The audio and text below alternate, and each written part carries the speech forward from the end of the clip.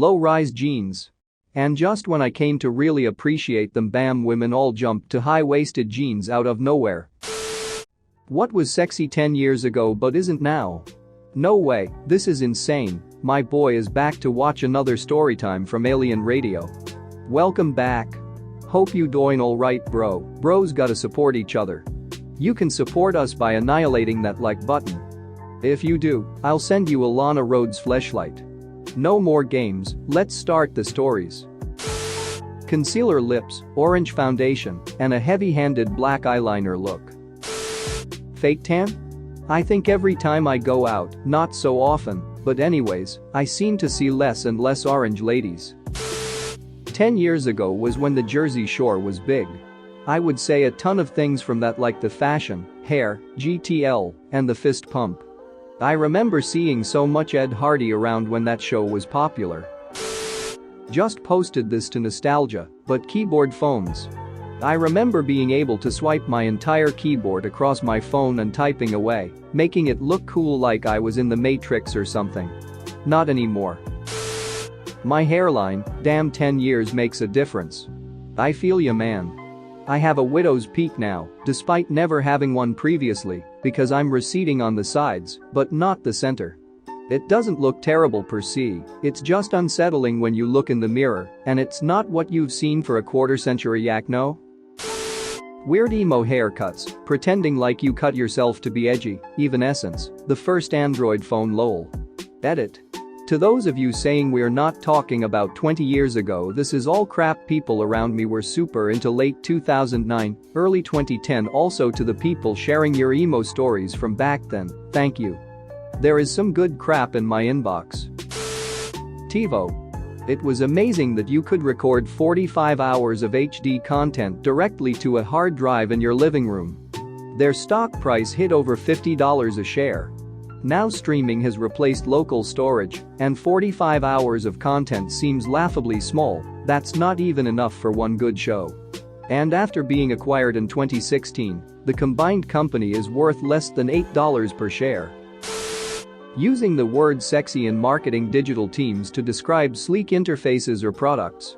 The time when the phrase sleek, sexy exterior stopped being used in advertising for cars and laptops directly coincided with the time when advertisers started realizing that there were people that actually get turned on by varying degrees of anthropomorphized cars and laptops. To me, personally, artsy boys in skinny jeans who are deeply tormented souls who the rest of the world just doesn't understand. No lie, I once, unironically, swooned when a boy, unironically, used the line, "I just have to keep creating, or I'll die." Now I just want a regular guy or girl who wants to laugh while ducking and go out to get a burrito afterwards. Not before. Never before. Performative sexiness is way less sexy than an effortless connection.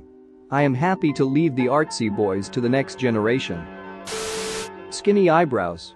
As long as they are not taking it too far into the extreme, with thick overdrawn Groucho eyebrows. Beauty is cyclical, thin eyebrows will be back eventually. It happens every 25 or so years. Girls in the 70s had thin brows, Clara Bow and other silent film stars 100 years ago had thin brows. But yeah, I agree that it looks weird at this point in time. When I was in high school, there was one year where every girl at my school suddenly started wearing a feather in their hair. Did anyone else experience this, or was my high school weird? This was huge at my school in the spring.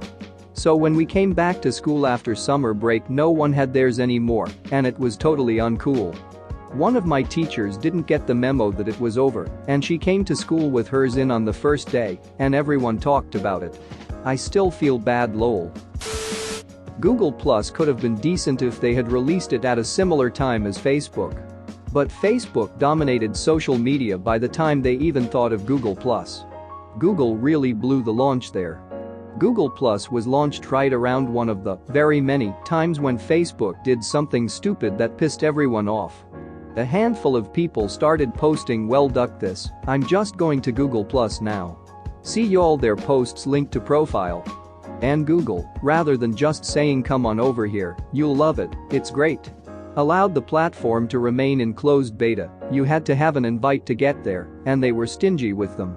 The buzz died down, People stopped talking about it, and everyone went back to Facebook. Had Google capitalized on the anti-Facebook sentiment at the time, things might have been different. By the time Google Plus was openly allowing signups, its time had passed and it looked like a fad. Eventually it faded out. Tila Tequila. Now she is a literal Nazi. Not the "I don't like this person so they're a Nazi," but an actual, "There are only two things in this world for which I would gladly sacrifice my own life. The destruction of all Jews and preservation of the white race Nazi." Yes, that is an actual Tila Tequila quote. Edit. Someone in the thread said she had a head injury. Looking into it, it looks like she did have some brain injuries after outing. I feel like women's casual wear in general is always sexier than it was 10 years ago, and it's starting to make me feel old. I imagine when I'm old I'm going to comment on some lady's outfit being really revealing, and my grandkids are going to roll their eyes and say something like, "You're so old-fashioned, Grandpa, her asshole isn't even open." I'm 40.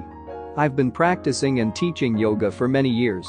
10 years ago, women were shamed for wearing leggings because they were too revealing. If you all saw what passes as appropriate yoga attire now, you'd pass out. It's basically a competition to see who can wear the least clothing. It cracks me up though yoga is sweaty and long pants can dramatically help manage the sweat. There are plenty of arm balances that I can only do in slightly damp pants because they provide more grip. Sweaty skin on sweaty skin is a slip and slide. Just impractical and silly. Plus good quality material actually keeps you drier and more comfortable. I'm old. 18-year-olds. I just like people my own age. I was at the university recently and instead of checking out all the 18 to 22-year-old girls and finding them hot, they all just looked like children. I work at a state college, and most of the 18 to 22-year-olds look like kids to me. I'm 31. Even the ones that seem traditionally attractive, you can still tell they're young by the way they carry themselves when you've interacted with them enough, and it negates any hotness IMO. I worked at a university from the age of 24 to 35. I remember it being a gradual process where one fall nearly all of the incoming freshmen looked like kids to me, but the older students still looked grown, and then within a year nearly all of the female students started looking like kids as well. Like you said, it was as much about how they carried themselves as how they physically looked, but once I started to notice it, it slowly became all that I could see. I only point this gradual but relatively rapid process out to contrast with how suddenly I went from feeling like I was still in with that generation to feeling forever old. The first time an attractive co-ed looked at me with sudden smile on her face and then walked straight towards me from down the hall and said, "Excuse me sir, could you tell me where to find my faculty advisor's office?" The look on her face had been the type of thing that in another setting I would have thought, "This girl is into me."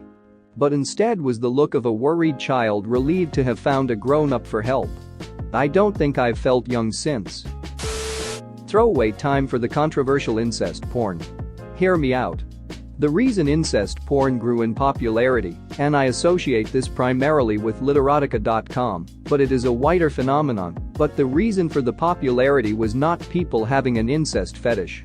It's a truism on Literotica, at least, that the draw of incest porn for the most part was that it was the only kind of erotica that compelled the author to lay out a backstory, to build tension slowly, to cultivate a plausible circumstance where the tension reaches a breaking point, and then bang.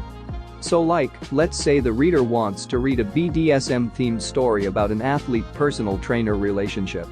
If you search the BDSM category for athlete personal trainer, you open up a story at random. It'll probably start, "So I met my personal trainer, and she's got me tied to the massage table, and I'm begging her to lick my bobs." Total bull crap. So then you search the incest taboo category for keywords, BDSM athlete personal trainer, and open one of the results, and it'll be like, "I used to hate how my sister acted toward me," with a mixture of disdain and sympathy. "But ever since I got distracted on the balance beam and broke my ankle, I feel like I deserve it." Bang. Chances are much better that this story is well written, humane, slow build, well, sexy. So for most people, it was never about the incest. But thing was, this was kind of exclusive to erotic lit, with a subcategory for a small number of movies. And now, there is a ton of perfunctory step incest porn online, videos, which are totally lacking in tension and are stupid, an attempt to normalize incest in the grossest and most socially deleterious way you could imagine. Even on Literotica, you see more and more stories that begin, "So I met my stepdad's, and he's got me tied to the massage table, and I'm begging him to lick my bobs." It sucks. Thanks for watching. What did you think of the story time? Let me know in the comments below.